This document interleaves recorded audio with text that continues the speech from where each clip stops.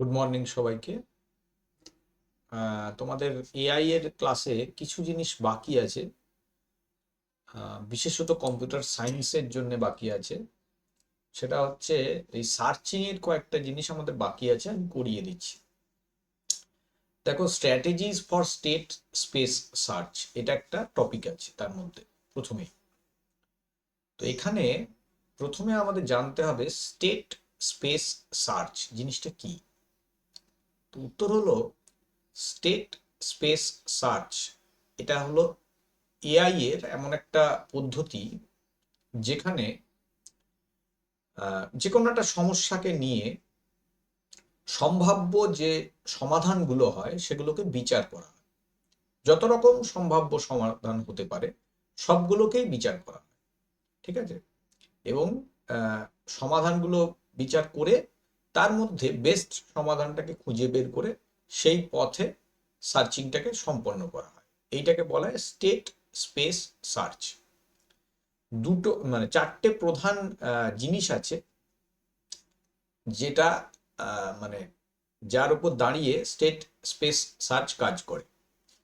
একটা হলো initial state, মানে যেখান থেকে সার্চ শুরু হবে।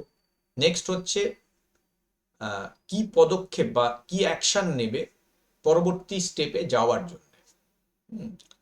আর 3 নম্বর হচ্ছে গোল টেস্ট, মানে লক্ষ্যে পৌঁছে গেছে কিনা সেটা চেক করতে হবে।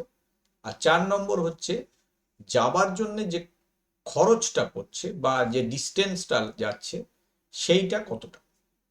এই চারটে জিনিসের উপর বেস করে ইনিশিয়াল স্টেট থেকে গোল স্টেটে পৌঁছানো হয় স্টেট স্টেট স্পেস সার্চের ক্ষেত্রে, ঠিক আছে। তো দেখো, এখানে আমি একটা ছবি এঁকেছি, যেমন ওই কাটাকুটি খেলার ক্ষেত্রে ইনিশিয়াল স্টেট মানে আহ, কিছুই দেয়া নেই। এবার এখান থেকে যদি আমরা ভাবতে শুরু করি যে একজন কাটা দেবে, তাহলে তার জন্য দেখো আমি 3টে স্টেট করেছি। তুমি চাইলে আরো অনেকগুলো স্টেট, মানে 9টা ঘর আছে, 9টা স্টেটকে করতে পারবে। এবার প্রত্যেকটা স্টেট থেকে আবার যখন কেউ শূন্য দেবে, পরবর্তী কোন ঘরে দিতে পারে তার জন্য আবার 8টা করে স্টেট বিবেচনা করতে হবে। এইভাবে এগোতে এগোতে লক্ষ্যে পৌঁছানোর চেষ্টা করতে হবে যাতে একজন জেতে। এই পদ্ধতিটাকে আমরা বলছি স্টেট স্পেস সার্চ। তো এটা বিভিন্ন অ্যালগোরিদম আছে এটি কাজটা করার জন্য। যতক্ষণ না গোলে পৌঁছচ্ছে ততক্ষণ কাজটা চলতে থাকে। খুব বিখ্যাত যে অ্যালগোরিদম গুলো আছে সবচেয়ে বেশি পরিচিত আর কি, যেমন বিএফএস আছে, ডিএফএস আছে, আর এ স্টার আছে। এগুলো কি, বিএফএস কি, ব্রেথ ফার্স্ট সার্চ কি, বা ডেপথ ফার্স্ট সার্চ কি, এ স্টার সার্চ কি, এইগুলো আমি একটু পরে তোমাদের সঙ্গে ডিসকাস করছি, আজকের ক্লাসেই বলবো। তো এই জিনিসটাকে আমরা বলছি স্টেট স্পেস সার্চ, বুঝতে পারলে। এইবার নেক্সট যেটা, সেটা হচ্ছে এই সার্চটা কত রকম ভাবে হতে পারে। মূলত দুই ভাবে এটা হয়। এই সার্চের জন্য দু রকমের অ্যালগোরিদম আছে, একটাকে বলা হয় আনইনফর্মড সার্চ, একটাকে বলা হয় ইনফর্মড সার্চ। আনইনফর্মড সার্চের মধ্যে এই BFS, DFS, uniform cost search, এগুলো হচ্ছে এর উদাহরণ, এক্সাম্পল। আর ইনফর্ম সার্চের হচ্ছে গ্রিডি সার্চ, এ স্টার, গ্রাফ সার্চ, এইগুলো। আচ্ছা, এইবার আসি যে আনইনফর্ম সার্চ জিনিসটা কি। দেখো, আনইনফর্ম সার্চ মানে গোল স্টেটে পৌঁছানোর জন্য আমাদের কোনো ইনফরমেশন আগে থেকে নেই, তখন যে পদ্ধতিটা সেটাকে বলে আনইনফর্ম সার্চ। যেমন ধরো, আমি এখানে একটা ট্রি এর ছবি এঁকেছি। এই ট্রিটাতে যদি আমরা এস থেকে স্টার্ট করি আর জেতে যেতে চাই, আমাকে দেখো কোনো মানে কত খরচ হবে, কোন পথে গেলে ভালো হবে, কিছুই বলা নেই। আমাদের মানে র্যান্ডামলি সার্চ করে করে দেখতে হবে কিভাবে গেলে যেতে আমরা পৌঁছতে পারি। এই ধরনের যে সার্চিং টেকনিক তাকে বলা হয় আনইনফর্মড সার্চ। এইটারই কয়েকটা উদাহরণ হচ্ছে ব্রেথ ফার্স্ট সার্চ। যেমন ব্রেথ ফার্স্ট সার্চে কি করা হয়, প্রত্যেকটা লেভেলে লেভেলে সার্চ করতে করতে যাওয়া হয়। মানে প্রথমে এস এর নিচে এ বি সার্চ করা হলো, তারপর সিডি আই জে সার্চ করা হলো, এইভাবে সার্চ করতে করতে যাওয়া হয়।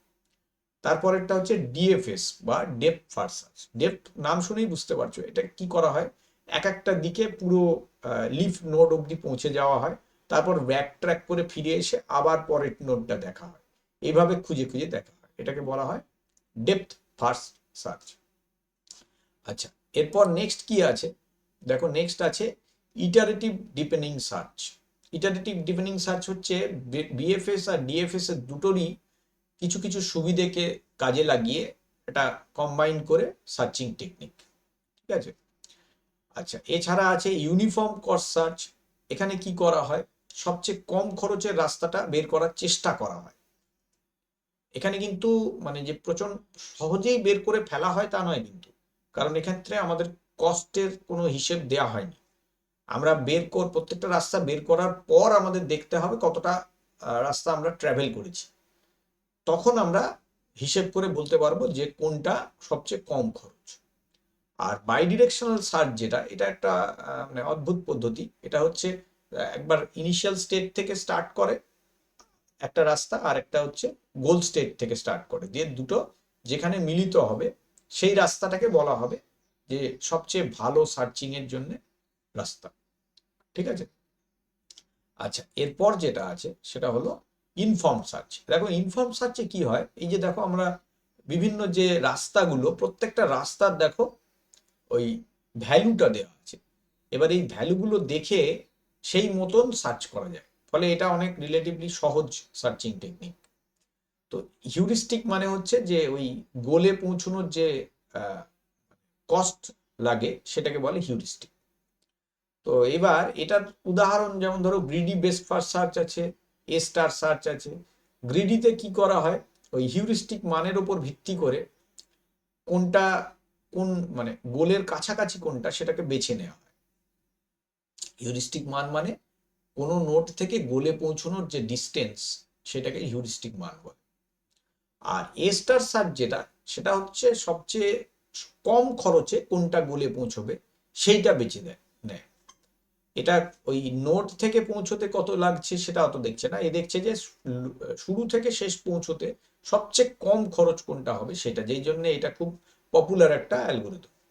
আচ্ছা, এইবার এই দুটোর মধ্যে একটা তুলনা করে দিয়েছি, এটা তোমাদের আসতে পারে ওই জন্য করা আছে। তো আনইনফর্ম সার্চের ক্ষেত্রে আগে থেকে কোনো ধারণা থাকে না, এক্ষেত্রে হিউরিস্টিক জ্ঞান থাকে, মানে ওই ডিস্টেন্সটা দেয়া থাকে। স্পিডটা কি হবে, নিশ্চয়ই আনইনফর্মডে কম হবে, ইনফর্মড মানে আমি ডিস্টেন্স জানি, তার গতিবেগ বেশি হবে স্বাভাবিক। কস্টের ক্ষেত্রে যেহেতু আমি কোনো ইনফরমেশন জানি না, অনেক বেশি কস্ট হবে, ওখানে খরচ কম হবে। আর দক্ষতা, স্বাভাবিকভাবেই ইনফর্ম সার্চের দক্ষতা বেশি হবে। এগুলো একটু জেনে রাখলে তোমাদের যদি পরীক্ষায় তুলনাও করতে দেওয়া হয় তাহলে তোমরা সহজেই করতে পারবে, ঠিক আছে। তো আজকে আমি তোমাদের এইগুলো করালাম। পরের দিন নেক্সট যে অংশটা, এখন তোমাদের পরীক্ষার মাঝে যে গ্যাপ আছে তার মধ্যে তোমরা পারলে একটু দেখে নাও, তাহলে তোমাদের পড়াটা আস্তে আস্তে এগিয়ে যাবে যেগুলো বাকি আছে। থ্যাংক ইউ সকলকে, আজকে ক্লাসে এইটুকুই রাখছি।